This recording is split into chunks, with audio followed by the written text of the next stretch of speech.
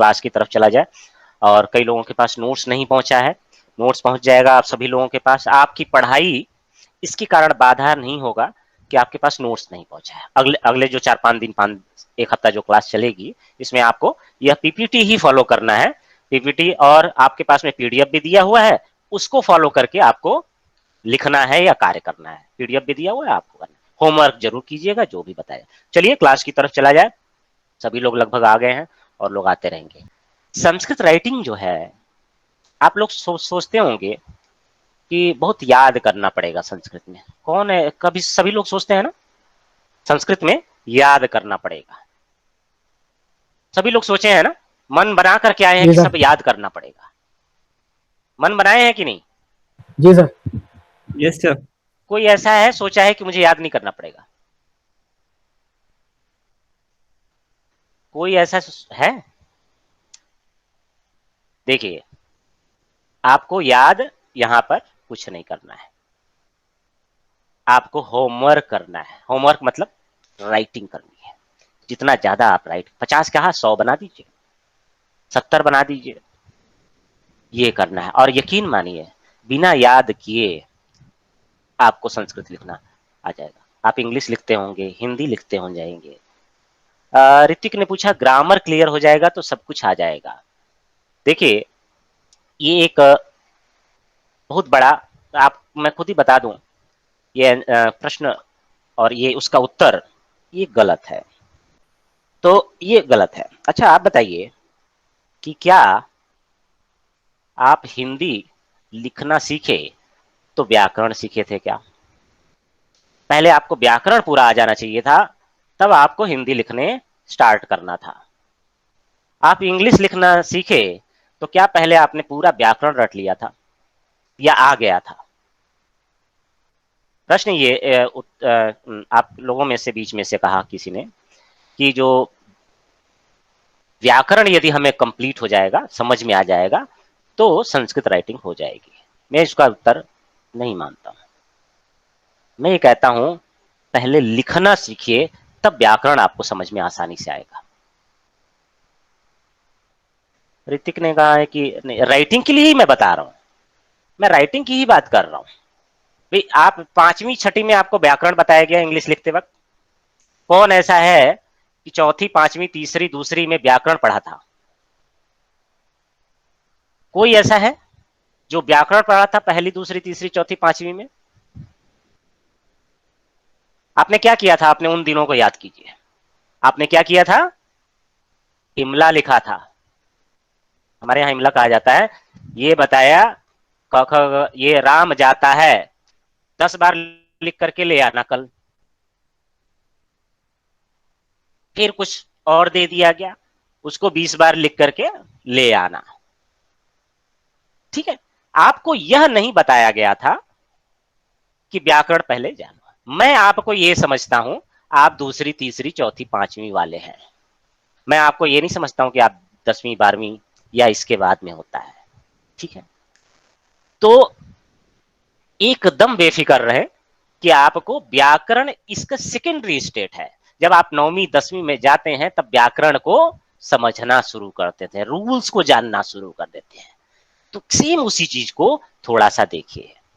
मेरा जो पढ़ाने का तरीका है, मैं केवल व्याकरण पे फोकस, व्याकरण उसका नेक्स्ट पहलू है। पहले आपको क्या है? इमला लिखना। हमारे यहाँ इमला कहा जाता है कॉपी करना, जिसे कहा जाता है कॉपी करना सिखाया जाता है। व्याकरण हम सेकेंडरी स्टेट पे करेंगे, पहले आपको राइटिंग आनी चाहिए। आप इमला जिसे मैं कहता हूं वह कीजिए, क्योंकि आप समझदार हैं तो इमला से थोड़ा एक्स्ट्रा आप लोग करेंगे, उसी में थोड़ा व्याकरण भी आ जाएगा। और उसके बाद फिर हम जब व्याकरण में जाएंगे तब आपको समझना आसान हो जाएगा, तब आप बेहतर तरीके से व्याकरण को समझ पाएंगे, रूल्स क्या है उसको समझ पाएंगे। पहले अलग, इसको संधि मत कीजिए, पहले अलग अलग इमला टाइप के अपने आप को दूसरी तीसरी चौथी 5वीं का बच्चा समझिए। आपको यही काम दिया गया है, यही आपको करना है, मगर इसमें थोड़ा सा आप अपने मन से भी कर सकते हैं क्योंकि आप बड़े हैं। बात समझ में आ रहा है? ऋतिक, मेरी बात समझ में आया हो?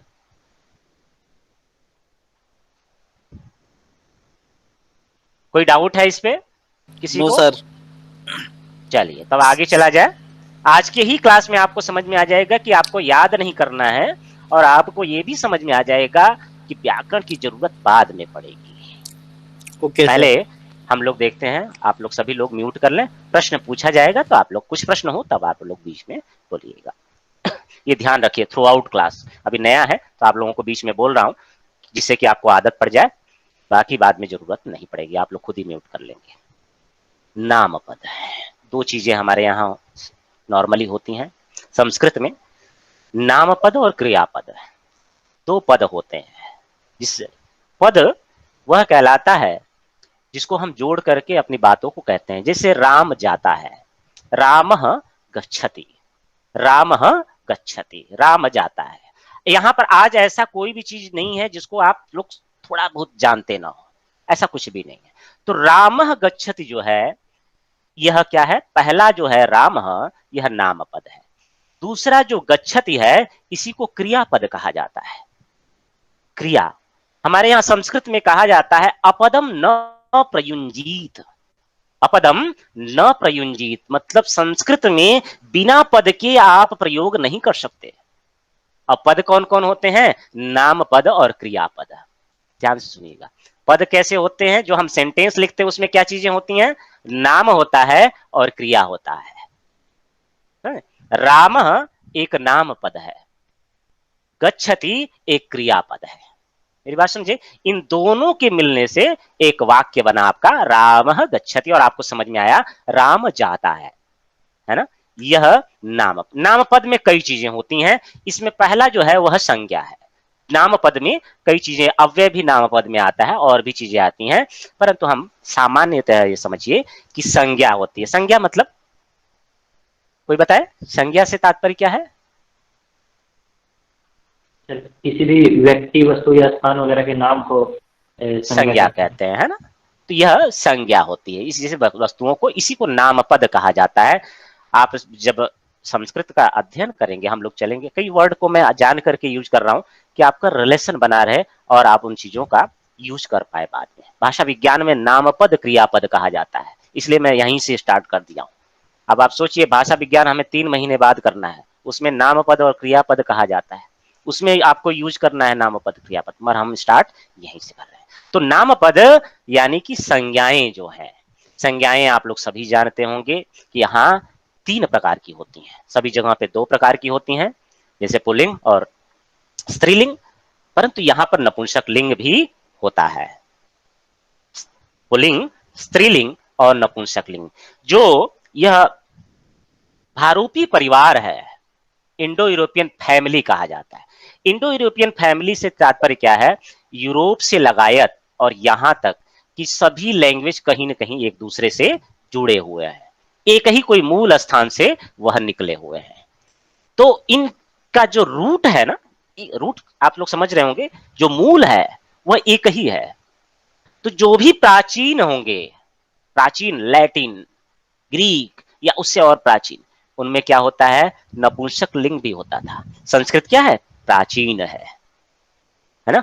तो जो भी प्राचीन लैंग्वेज होंगे आपको जो पहले के दिखेंगे वह क्या है, 3 लिंगों से होते हैं, पुल्लिंग, स्त्रीलिंग और नपुंसक लिंग, तीनों लिंग होते हैं। चाहे वह यूरोप हो, चाहे इंडिया हो, चाहे आपको अवेस्तन हो, चाहे किसी भी प्राचीन लैंग्वेज में क्या है, 3 लिंग होते हैं, पुल्लिंग, स्त्रीलिंग, नपुंसक लिंग। संस्कृत क्या है, नवीन लैंग्वेज है कि प्राचीन है? प्राचीन है सर। प्राचीन सर। प्राचीन है। हिंदी और इंग्लिश क्या है, नवीन। अब हिंदी नवीन और सर। इंग्लिश में पुल्लिंग और स्त्रीलिंग ही होगा, आप समझ रहे हैं। जी sir. Yes sir. Develop language का यह डेवलपमेंट होता है। तो प्राचीन जो भी लैंग्वेज आपको इंडो यूरोपियन फैमिली में दिखेंगे, ये पूरा एक परिवार है। आप जो भी स्पेनिश, आप अगर संस्कृत पढ़े हो, आप स्पेनिश, फ्रेंच, इंग्लिश, जर्मन और इधर की जितनी लैंग्वेज, अवेस्तन, और ये सारा लैंग्वेज एक ही आपको दिखेगा। जैसे आप एक शब्द सुनिए, स्त्रीलिंग में शब्द है माता, ठीक है, उसका मूल है मातृ से बनता है। इसको जो रूट में जाएंगे प्राचीन में तो क्या हो, मातर बनता है। आप देखे होंगे उसी को मदर कहा जाता है, इंग्लिश में मदर कहा जाता है मातर को ही, और मातर को माता कहा जाता है ना। तो वैसे ही पितर उसी तरीके से आप देखेंगे शतम 100 कहा जाता है ना, आप देखेंगे सेंचुरी कहा जाता है। इस तरीके से चीजें होती हैं, एक दूसरे से कनेक्टेड है ये पूरी फैमिली। ठीक है, उसमें हम रूल्स को देखेंगे भाषा विज्ञान के संदर्भ में, परंतु यह समझिए कि जितनी प्राचीन लैंग्वेज आपको दिखेंगे वहां पर 3 है, और तो जितनी संस्कृत को हाँ, तो जननी कहा है ना सारी भाषाओं। संस्कृत को जननी कहा जाता है, ऐसा सही है। जब हम पढ़ेंगे तो कुछ और अवधारणाएं होंगी, वह समाप्त होंगी, क्योंकि सबसे प्राचीन यह उपलब्ध है हमारे पास। और सारी भाषाएं चाइनीज तो नहीं है ना। संस्कृत को जननी इसलिए कहा जाता है क्योंकि आप देखेंगे कि पूरे विश्व में जो इंडो यूरोपियन फैमिली है वही पूरे विश्व में साम्राज्य बनाई है, इंडो यूरोपियन फैमिली। और इंडो यूरोपियन फैमिली के मूल में संस्कृत को माना जाता है ना। इसीलिए ऐसा नहीं है कि चाइनीज वाला जो है भी इंडिया से ही, संस्कृत से ही निकला है, नहीं, वो अलग है। कई ऐसे लैंग्वेज हैं जो कि उनका एक अलग ही कीलाक्षर लिपि में है, उनका कोई रिलेशन नहीं है। अब ऐसा मत कीजिए कि वहां तो चाय कहा जाता है, यहाँ भी चाय कहा जाता है, गीता में चायम कहा गया, तो आप इसको ऐसा नहीं कर लीजिएगा कि पता चला वहां चाय कहा गया, वहां पर कोई शब्द यहाँ पे बोले चाय वहीं का शब्द है, यहाँ पर ऐसा यूज किया जाता है। खैर, वहां पे न जाकर के जननी इसलिए कहा जाता है क्योंकि पूरे विश्व में साम्राज्य किसका है, किसका है? इंडो यूरोपियन फैमिली का। पूरे यूरोप वाले कब्जा कर रखे हैं पूरे विश्व में। आप ऑस्ट्रेलिया चले जाइए, साउथ अमेरिका चले जाइए, कहीं चले जाइए, है ना, बिना इंग्लिश के आपको। तो ये इंडो यूरोपियन ने ही क्या किया है, पूरे विश्व को क्या किया है, आगे बढ़ाया है। पूरे विश्व में जो भी योगदान आज के समय में आपको दिखता है, इंडो यूरोपियन फैमिली का ही, जो मूल में इंडो यूरोपियन रहे होंगे, उन्होंने क्या किया, आगे बढ़ बढ़ करके इस जगत में जो चीजें दिख रही हैं उसका निर्माण किया है कि नहीं? समझ में आ रहा है? Yes sir. चलिए, तो ये संज्ञा, अब चलते हैं थोड़ा क्लास की तरफ। क्या है? पुल्लिंग, स्त्रीलिंग और नपुंसकलिंग। पुल्लिंग में आप लोग नाम देख ही रहे हैं, आपके सामने उपस्थित है। शिक्षक, ग्राम, विवेकानंद, गज, सिंह, दीप, वृक्ष, सहोदर। शिक्षिका स्त्रीलिंग में देखिएगा, भक्ता, माला, भूमि, द्विचक्रिका, द्विचक्रिका मतलब साइकिल, लता, व्यक्ति, गायत्री, दूरवाणी, धेनु, वधु आप लोग जानते ही होंगे, लक्ष्मीबाई नाम आपने सुना होगा, घटी मतलब घड़ी, रज्जु मतलब जो रस्सी होता है। नपुंसक लिंग में जो शब्द होते हैं, अच्छा, नपुंसक लिंग डिटरमाइन करने के लिए कि नहीं, कैसे आप कहेंगे कि नहीं ये नपुंसक लिंग ही हो जाएगा, शब्द नया बनाते हैं, उसमें क्या है कि हम जब क्लास आगे करते रहेंगे तो पता चलेगा नपुंसक लिंग के लिए कौन कौन शब्द स्पेसिफिक हैं। जैसे दधी आपके सामने है, दधी शब्द नपुंसक लिंग है, दधी, दधिनी, दधिनी। वारी शब्द वारी, वारिणी, वारिणी, यह क्या है, जल को कहा जाता है, यह नपुंसक लिंग में। कंदुकम, कंदुक मतलब खेलने का गेंद। दूरदर्शन आप जानते हैं, व्यंजनम मतलब पंखा कहा जाता है, पंखी कह लीजिए, पंखा कह लीजिए, जो कह लीजिए। द्वारम आप लोग जानते हैं, नारिकेलम ये भी जानते हैं, वस्त्रम। तो ये पुल्लिंग, स्त्रीलिंग, नपुंसक लिंग में शब्द हैं, आप लोग समझ रहे हैं? प्रथमा एक वचन मतलब यदि किसी एक को कहना है, नहीं नहीं याद कुछ नहीं करना है भाई, जैसा क्लास बताया जा रहा है वही आपको करना है। मैं पहले ही क्लियर कर दिया, याद नहीं करना है आपको। जो याद करने के लिए कहा जाएगा वही आप याद कीजिएगा, अभी कुछ नहीं। तो पुल्लिंग में जो शब्द किसी को कहना हो, शिक्षक, तो आप जानते हैं एक शिक्षक। जब आपको कहना होता है दो शिक्षकों को ले आओ, तो आप लोग कहते हैं दो शिक्षक को ले आओ। यहां पर ऐसा जरूरत नहीं पड़ता है, यहाँ पे दो शिक्षक कहने की आवश्यकता नहीं होती है। यहाँ पर क्या है, शिक्षकों कह दीजिए, दो शिक्षक हो जाएंगे, ठीक है। हिंदी में क्या है, दो आपको लगाना पड़ेगा, है ना। उसी तरीके से विवेकानंद को, दो विवेकानंद है तो विवेकानंद कहा जाता है, परंतु वहां बाद में जाते हैं। आप पहले यह समझिए कि जो नाम होता है, जो संज्ञाएं होते हैं पुल्लिंग में, शिक्षक, दीप, वृक्ष, सहोदर, सहोदर मतलब अपना भाई, सह उदर, उदर, उदर मतलब पेट होता है, और पेट के सह जो जन्म लिया हो, जैसे मैं जन्म लिया और मेरी माँ के ही पेट से जो कोई अन्य जन्म लिया हो या मेरे परिवार का हो, उसको सहोदर कहा जाता है।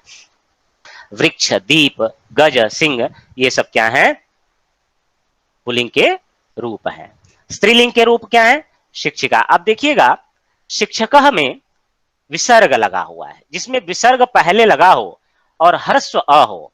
ह्रस्व अ होता है, दीर्घ अ होता है, ह्रस्व ई होता है, दीर्घ ई होता है। ये आप लोग जानते हैं, ह्रस्व ई, दीर्घ ई, आप लोग जानते हैं?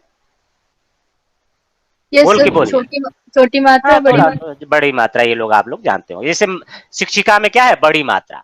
तो शिक्षिका में विसर्ग नहीं लगा है, यह स्त्रीलिंग में है, और बड़ी मात्रा आ का प्रयोग। और बड़ी ई का प्रयोग जैसे आप देखिए गायत्री, तीसरे नंबर पे, तीसरे लाइन में गायत्री, ये भी दीर्घ है, तो दीर्घ में क्या होगा, स्त्रीलिंग है। दीर्घ जो भी है, देखिए संस्कृत में जो भी दीर्घ होता है वह क्या है, स्त्री है। जो बड़ा होता है, जो बृहद होता है, जिसका बड़ा सम्मान किया जाता है, वह क्या है, दीर्घ है।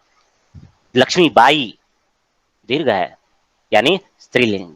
दीर्घ शिक्षिका शब्द है, अ का दीर्घ है आ, वह स्त्रीलिंग में है। नपुंसकलिंग में क्या है, अंतिम में म लगा होगा।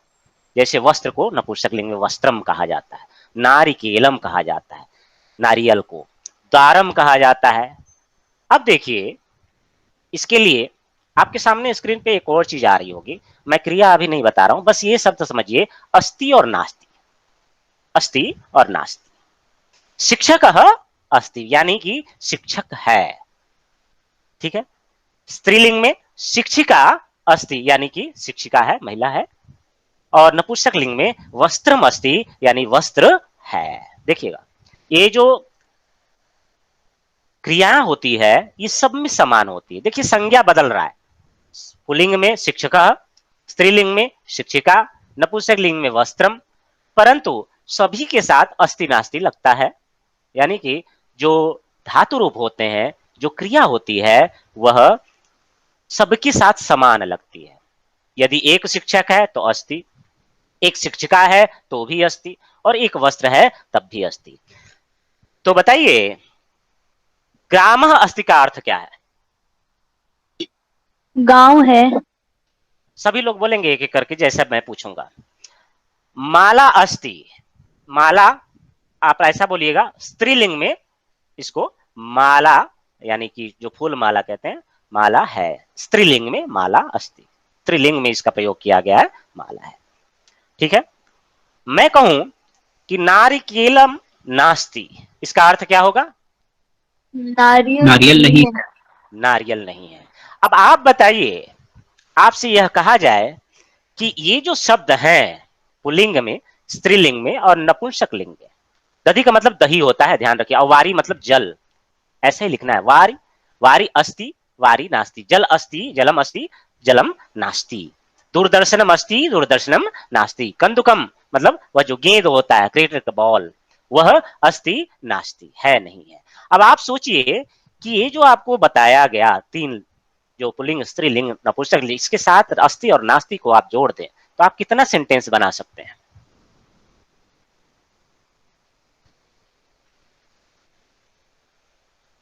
लगभग 100 तो बन ही जाएगा, 50 ही बन जाए, 50 होंगे 50 बन जाएगा, बनेगा कि नहीं 50?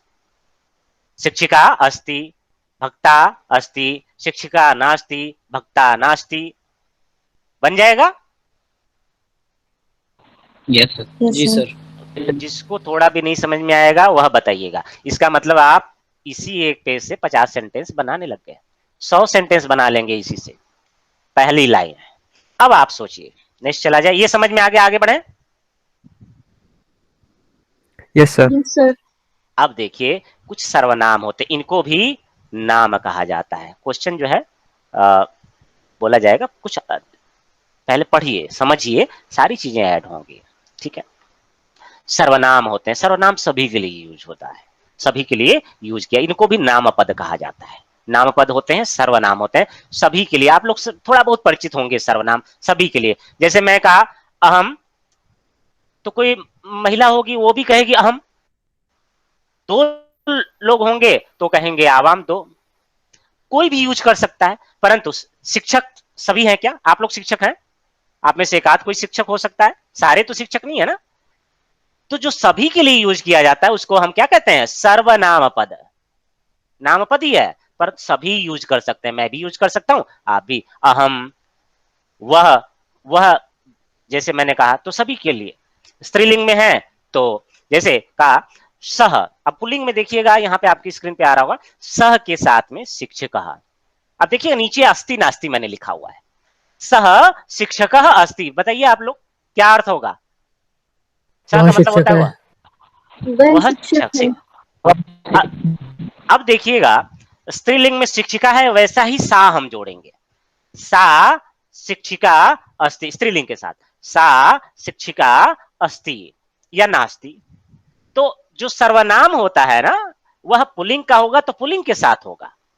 ऐसा नहीं है कि मैं अपने लिए प्रयोग कर दूं स्त्रीलिंग। मैं जब अपना नाम के साथ में, जैसे मैं कहा वह सुंदर बालक है तो सुंदर बालक होगा, क्योंकि बालक की खूबसूरती सुंदरता बताई जा रही है, तो बालक पुल्लिंग है तो सर्वनाम भी क्या हो जाएगा, या फिर विशेषण जो होता है, सर्वनाम एक तरीके समझ लीजिए, समझाने के लिए बता रहा हूं, जो विशेषण होता है सेम लैंग्वेज में यूज किया जाता है।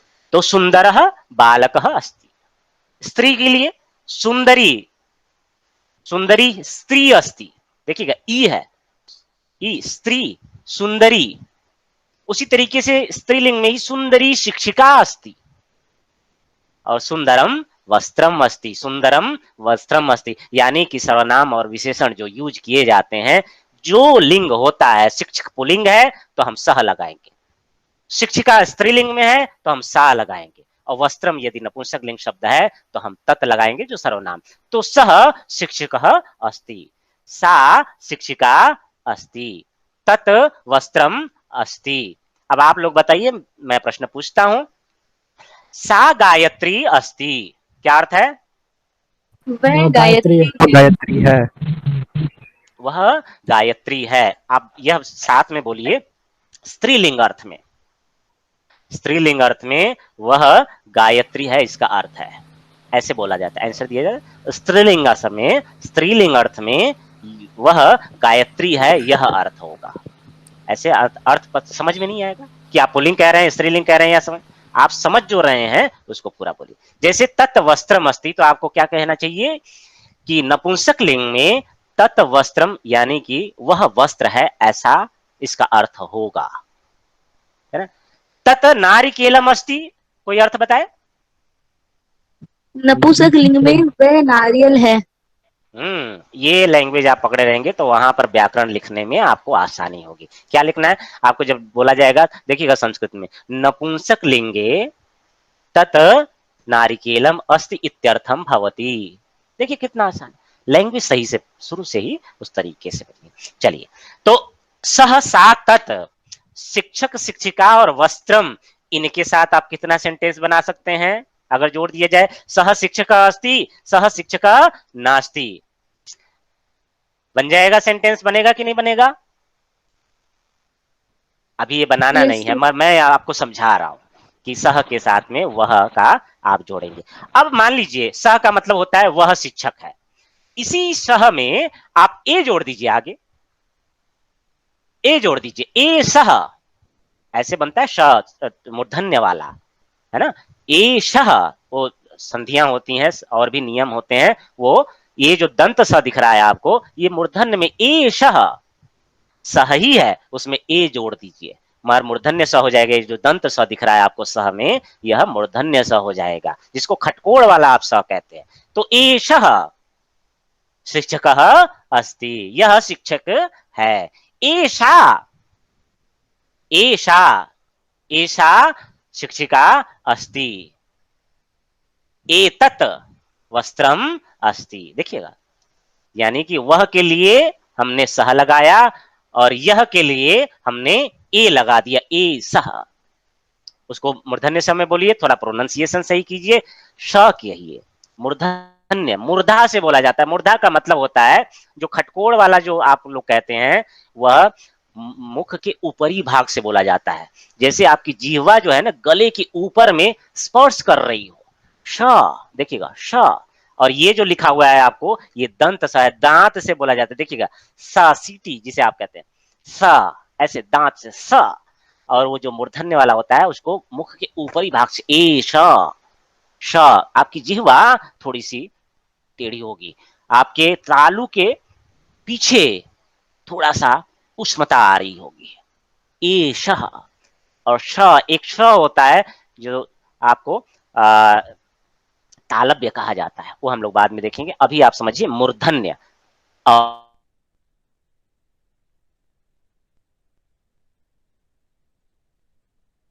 वो श बोलते हैं खटकोड़ वाला, वो क्या होता है, पीछे से आप बोल रहे हैं, ठीक है। सह, सा, तत्, एषः, एषा, एतत्, एषः शिक्षकः अस्ति, एषा शिक्षिका अस्ति। तो अब देखिए इस दो सेंटेंस को जोड़ दीजिए, दो चीजों को जोड़ दीजिए। वह शिक्षक है, यह विवेकानंद है। ध्यान दीजिएगा, वह शिक्षक है, यह विवेकानंद है। दो सेंटेंस हम जोड़ रहे हैं, ध्यान दीजिएगा। वह शिक्षक है, यह विवेकानंद है। इसके लिए कैसे लिखेंगे, सह शिक्षकः अस्ति, एषः विवेकानंदः अस्ति, एषः विवेकानंदः अस्ति, सह शिक्षकः अस्ति। अब आप लोग बताइए, वह शिक्षिका है और यह माला है। एक एक करके कोई बताए, मैं और इन लोगों से भी पूछूंगा। वह शिक्षिका है, यह माला है। एषा शिक्षिका अस्ति, सा शिक्षिका अस्ति, एषा माला अस्ति। ठीक है, इसी को दूसरे तरीके से लिखिए, वह शिक्षिका है, यह माला नहीं है। आप ही बोलिए जो बोले थे, वह शिक्षिका है, यह माला नहीं है। सा शिक्षिका अस्ति, एषा माला नास्ति। बहुत सुंदर, ठीक है। अब मैं तीसरा पूछ रहा हूं किसी अन्य से, क्योंकि ये सारा सेंटेंस आपको बनाने को मैं बताऊंगा, बनाना है आपको। जितना बनाएंगे प्रैक्टिस होगा। देखिएगा, इन्हीं शब्दों से आपकी राइटिंग आपके उस लेवल पे चली जाएगी। हम पहले 2 वर्ड लिखे, अब हम 5 वर्ड लिख रहे हैं। क्या, तत् वस्त्रम अस्ति, एतत् नारिकेल फलम नास्ति। देखिएगा, तत् वस्त्रम अस्ति, एतत् नारिकेल फलम नास्ति। वह वस्त्र है, यह नारिकेल फल नहीं है। समझ में आ रहा है? तत् वारी अस्ति, वह जल है, एतत् दधी नास्ति, यह दूध नहीं है। तत् वारी अस्ति, एतत् दधी नास्ति। हो जाएगा? समझ में आ रहा है? इसी से सेंटेंस बनाना है आपको। आप लोग बना रहे होंगे अपने मन में। कोई ऐसा है जो कि नहीं बना रहा है अपने मन से? बन रहा है आप लोगों से? Yes sir. बन रहा है ना? आगे चला जाए? Yes sir. Yes sir. चलिए आगे चला जाए। अब देखिए थोड़ा सा, अब हम लोगों ने सह, ऐसा, अस्ति, नास्ति इसका जोड़ा। अब इसमें थोड़ा सा और इनपुट कर लेते हैं, थोड़ा और लंबा कर लेते हैं सेंटेंस को। ऐसे लंबा सेंटेंस करते करते हम 2 पेज में पहुंच जाएंगे, पूरी कहानी लिखते चले जाएंगे। थोड़ी और लंबा कर लेते हैं, थोड़ा सा अव्यय देख लेते हैं। अव्यय जो कि व्यय नहीं होता है, उसका रूप नहीं चलता है। इसका रूप नहीं चलता किसका? अत्र, यत्र, तत्र, कुत्र, अपि। ये किसी के साथ आप कर सकते हैं, शिक्षक के साथ में भी, शिक्षिका के साथ में भी, वस्त्रम के साथ में भी। देखिएगा, सर्वनाम का यूज करना है, एषः, ऐसा, एतत्, और सह, सा, तत्, और इन जो है अव्यय का यूज करना है।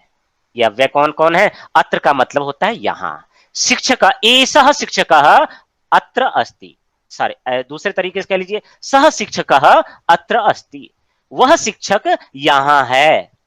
देखिएगा ध्यान से, वह शिक्षक यहां है, सह शिक्षकः अत्र अस्ति। देखिएगा 3-4 चीजें आप जोड़ दीजिए, सह शिक्षकः अत्र अस्ति। अब देखिए दूसरा शब्द देखिए, यत्र को तत्र के साथ रखा जाता है, जहां वहां, जहां और वहां। तत्र को अलग भी किया जाता है, अलग भी प्रयोग होता है। जहां, यत्र शिक्षकः अस्ति तत्र विवेकानंदः नास्ति, यत्र शिक्षकः अस्ति तत्र विवेकानंदः नास्ति, यत्र शिक्षकः अस्ति तत्र शिक्षिका नास्ति, यत्र एषः शिक्षकः अस्ति तत्र सा शिक्षिका नास्ति। आप लोग अर्थ बताइएगा। यत्र माला अस्ति तत्र विवेकानंदः नास्ति, कोई बताए? जहाँ माला है वहाँ विवेकानंद नहीं है। नहीं है। अच्छा, इसी में और जोड़ता हूं, यत्र एषा भक्ता अस्ति तत्र सह विवेकानंदः नास्ति।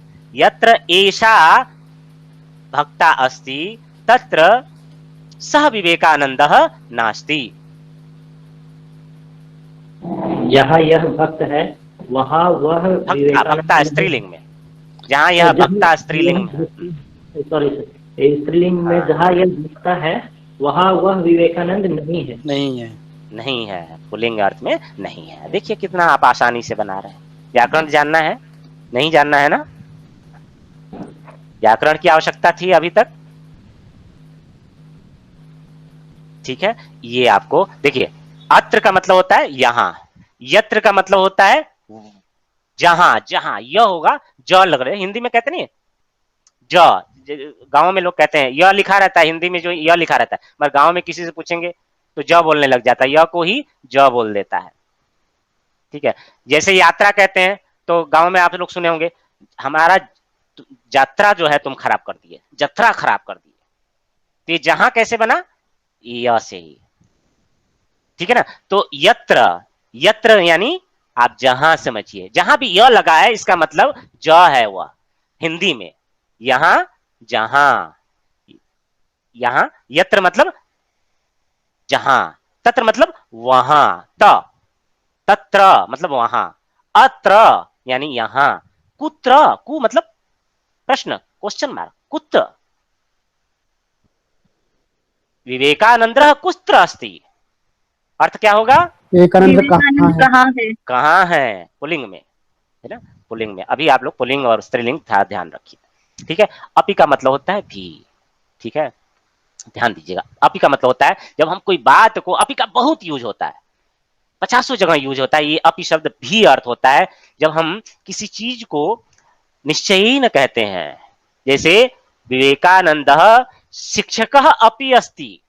देखिएगा ध्यान से, विवेकानंद शिक्षक अपि अस्ति, विवेकानंद शिक्षक भी है। अपनी बात को थोड़ा सा हम उसमें कर रहे हैं, शिक्षक भी है। देखिएगा ध्यान, एषः विवेकानंदः, एषः विवेकानंदः शिक्षकः अपि अस्ति।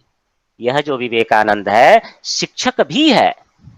ठीक है, एक और मैं बोलता हूं, एषः या नपुंसकलिंग लिया जाए, एतत् कंदुकम अत्र नास्ति, एतत् कंदुकम अत्र नास्ति।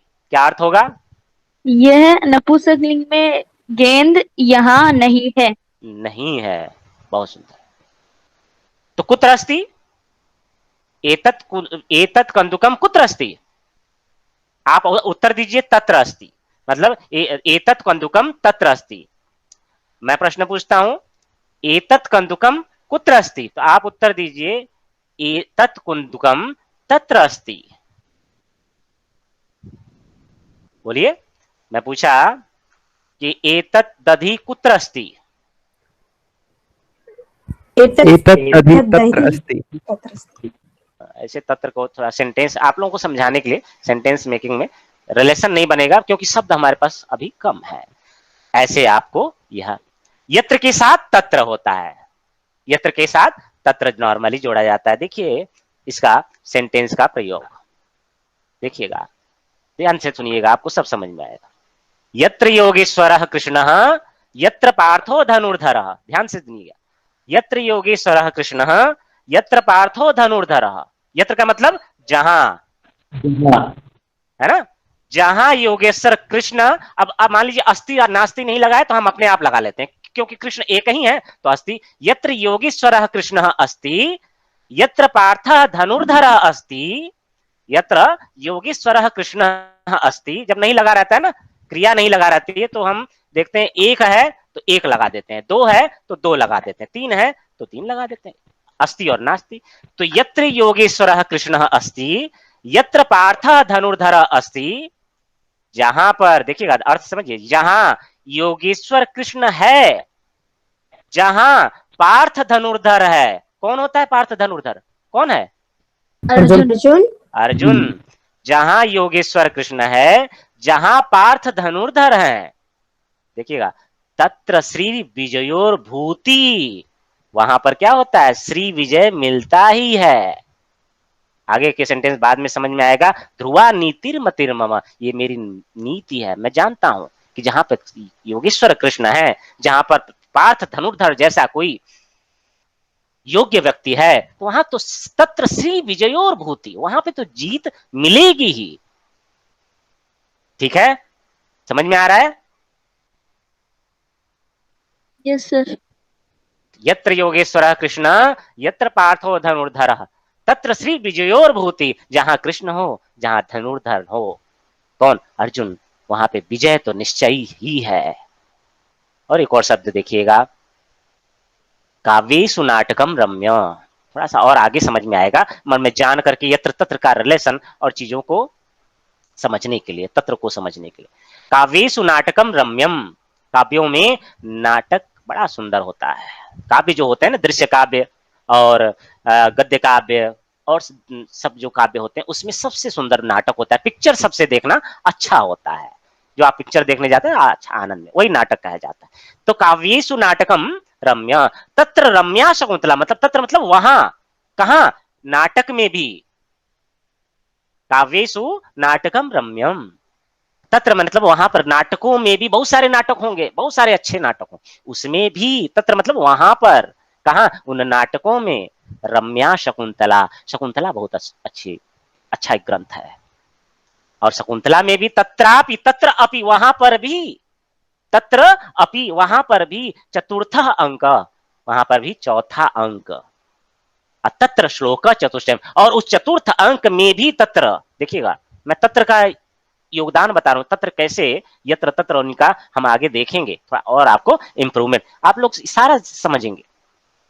तत्र श्लोक चतुष्टयम, वहां पर भी ये जो चतुर्थ अंक है, तत्रापि चतुर्थ अंक, शकुंतला में भी कौन, चतुर्थ अंक, और वहां पर भी श्लोक चतुष्टयम, वहां पे भी जो चतुर्थ श्लोक होता है, चार जो श्लोक है, यास्यति अद्य शकुंतलेति हृदयम, और जो कर्ण है शकुंतला को विदा कर रहे हैं, अपने पिता हैं, भले उनसे उत्पन्न नहीं हुई हैं, परंतु उनको पाले हैं, उसको विदा कर रहे हैं। वह विदा का जो, विदा के अर्थ में वो जो काव्य का चार श्लोक कहा गया है, वही यह बताया गया है। तो काव्येषु नाटकम रम्य, और काव्यों में भी तत्र किम रम्या शकुंतला, तत्रापि, वहां पर भी निश्चयेन कह रहे हैं कि वहां पर तो निश्चय ही चतुर्थ अंक, चतुर्थ अंक बहुत महत्वपूर्ण होता है, तत्र श्लोक चतुष्टयम, वहां पर भी श्लोक चतुष्टय जो है बहुत इंपॉर्टेंट है। समझ में आ रहा है?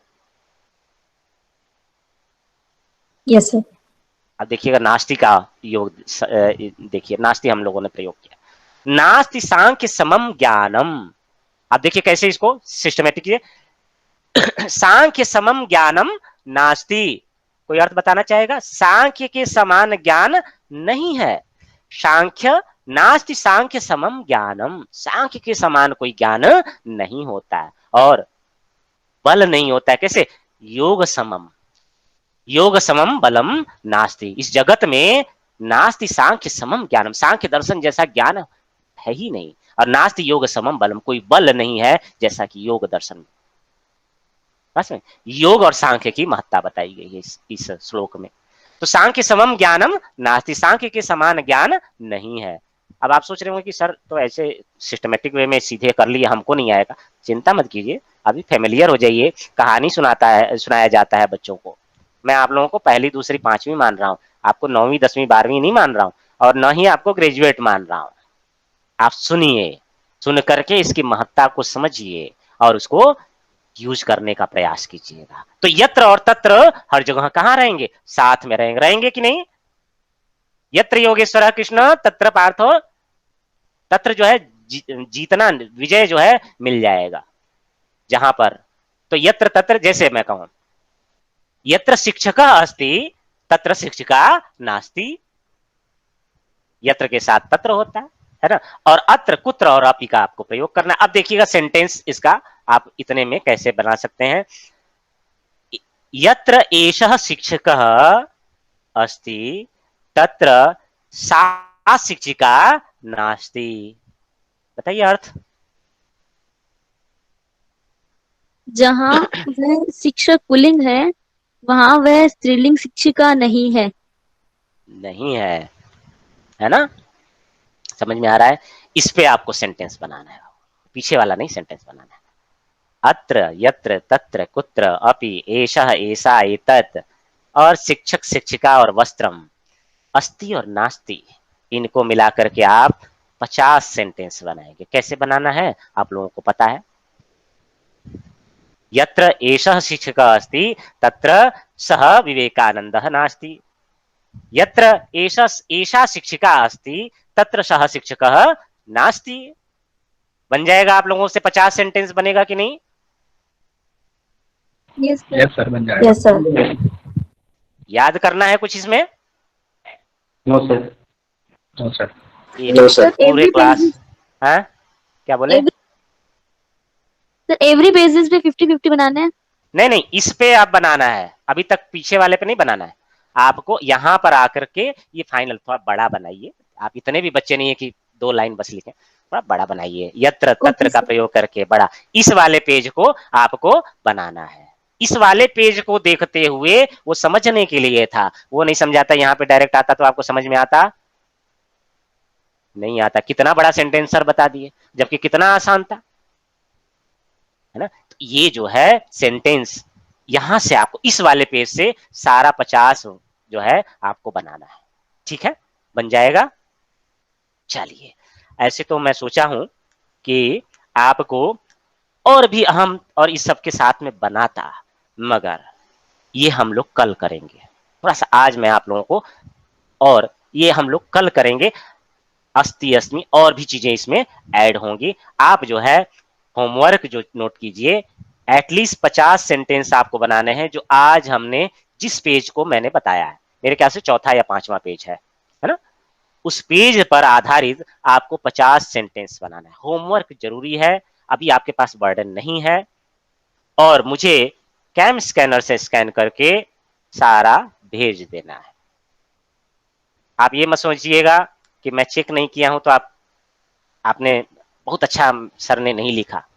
मैं देख लेता हूं, अगर कोई गलती होगी तो मैं आपको तुरंत रोकूंगा। अगर गलती नहीं है तो मैं कुछ नहीं लिखूंगा, क्योंकि सभी लोग लिख करके भेज रहे होंगे, कितने लोगों का मैं रिप्लाई करूंगा। अगर गलती होगी तभी मैं रिप्लाई करूंगा।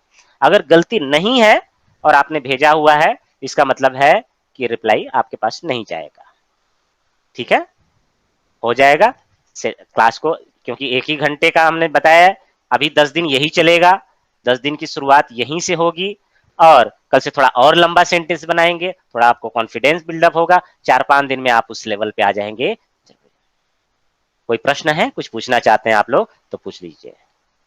नहीं, आपको जो होमवर्क है वह ग्रुप में नहीं, पर्सनल मैसेज के थ्रू भेजना है। कई लोग लिखेंगे तो सोचेंगे कि सब लोग देख लेंगे, बड़ा हमारा बेइज्जती हो जाएगा, गलती हो जाएगा। तो इससे अच्छा आप प्राइवेट मैसेज ही आप लोग कर दीजिए, तो ऐसा न हो मैं पहले से ही।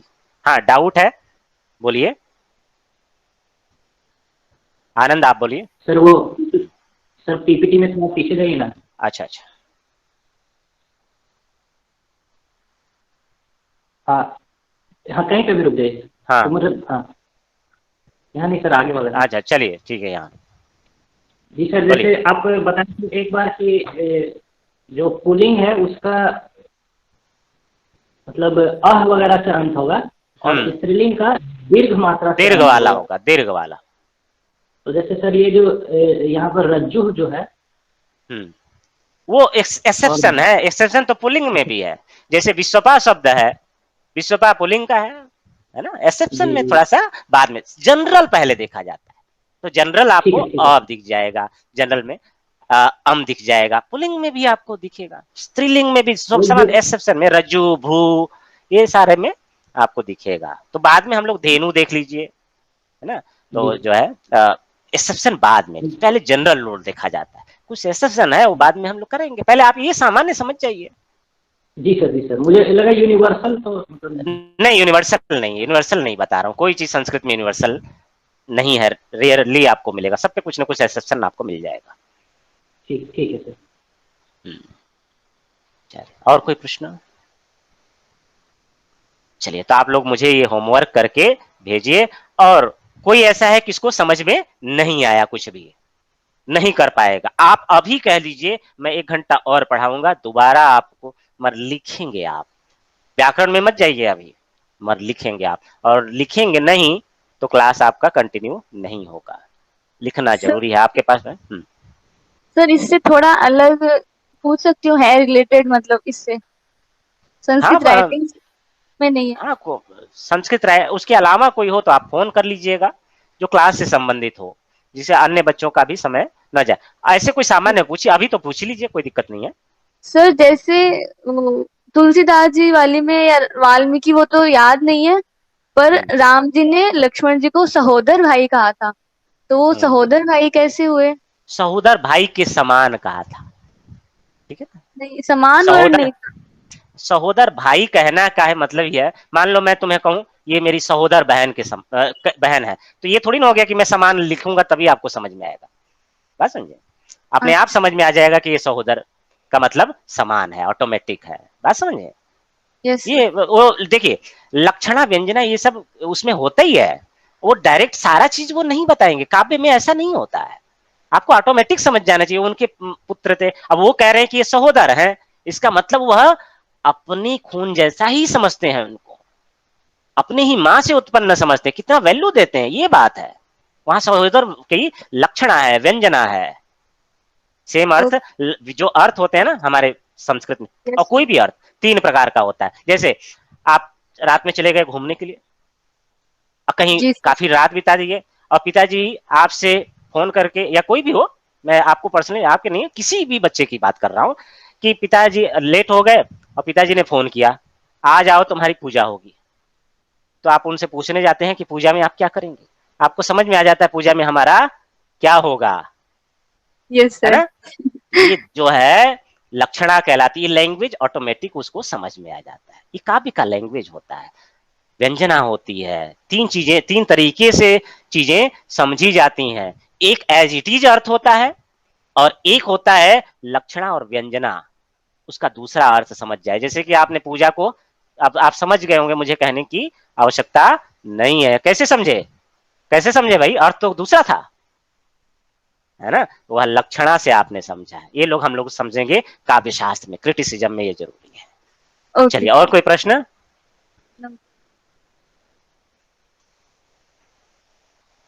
चलिए, तो हम लोग यही रखते हैं, आप लोग होमवर्क जो है भेज दीजिएगा। आज के लिए इतना ही, कल इसी को कंटिन्यू रखते हैं। धन्यवाद।